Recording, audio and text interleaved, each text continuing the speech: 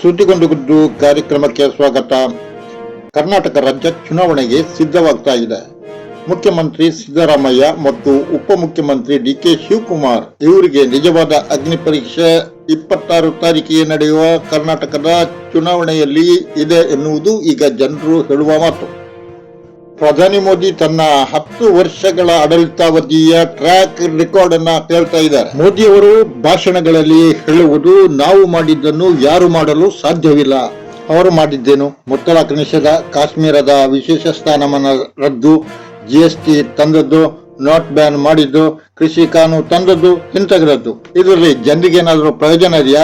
ಇಂಥ track record ಹಿಡಿದುಕೊಂಡು 2024ರ ಲೋಕಸಭಾ ಚುನಾವಣೆಯಲ್ಲಿ 400 ಸೀಟು ಗೆಲ್ಲುತ್ತೇನೆ ಎಂದು ಜನರಲ್ಲಿ ಹೇಳ್ತಾ ಇದ್ದಾರೆ. ಇದಕ್ಕಿಂತ ಹಾಸ್ಯಾಸ್ಪದ ಬೇರೆ ಇದೆಯಾ? ಇವರು ತಂದಂತಹ ಈ ಯಾವುದೇ ಕಾನೂನಿನಲ್ಲಿ ಜನರಿಗೆ ಪ್ರಯೋಜನ ಆಗಿದೆಯಾ? ರೈತರು ಪ್ರತಿಭಟಿಸಿದ್ರು, ನೋಟ್ ಬ್ಯಾನ್ ಜನರು ತತ್ತರಿಸಿದ್ರು, ಸಣ್ಣ ವ್ಯಾಪಾರಿಗಳು, ಗೃಹೋದ್ಯಮಗಳು, ಸಣ್ಣ ಉದ್ಯಮಿಗಳು ನಿರ್ನಾಮ ಆಗಿ ಹೋದ್ರು. ಬೆಲೆ ಏರಿಕೆ ಆಯಿತು, ಹಣದುಬ್ಬರ ಆಯಿತು, ಆರ್ಥಿಕ ಕುಸಿತ ಆಯಿತು. ಈ ಸಾಧನೆ ಬೇರೆ ಯಾರಿಗೂ ಮಾಡಲು ಸಾಧ್ಯ ಇದೆಯಾ? UPA ಸರ್ಕಾರ ಇದ್ದಾಗ, ಮನಮೋಹನ್ ಸಿಂಗ್ ಅವರ ಸರ್ಕಾರ ಇದ್ದಾಗ ಈ ದೇಶದ ಆರ್ಥಿಕ ಪ್ರಗತಿ ಇವತ್ತಿದೆಯಾ?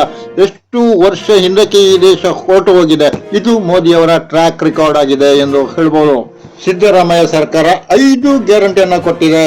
ಉಚಿತ ಬಸ್ ಪ್ರಯಾಣ ಮಹಿಳೆಯರಿಗೆ ತಿಂಗಳಿಗೆ 2,000 ರೂಪಾಯಿ, ನಿರುದ್ಯೋಗಿಗಳಿಗೆ ಧನ ಸಹಾಯ ಭತ್ಯೆ, ಉಚಿತ 5 kg ಅಕ್ಕಿ ಸಹಿತ 5 ಗ್ಯಾರಂಟಿಗಳನ್ನ ಸಿದ್ದರಾಮಯ್ಯ ಸರ್ಕಾರದ ಈ ಯೋಜನೆಗಳಿಂದ ಜನರು ಈಗಾಗಲೇ ಲಾಭ ಪಡೆಯುತ್ತಾ ಇದ್ದಾರೆ, ಫಲಾನುಭವಿಗಳಾಗಿದ್ದಾರೆ. ಮೋದಿ ಅವರು ಕನಸುಗಳನ್ನು ಚೆಲ್ಲಿದ್ದಾರೆ, ಧ್ರುವೀಕರಣದ ರಾಜಕೀಯ ಮಾಡಿದ್ದಾರೆ.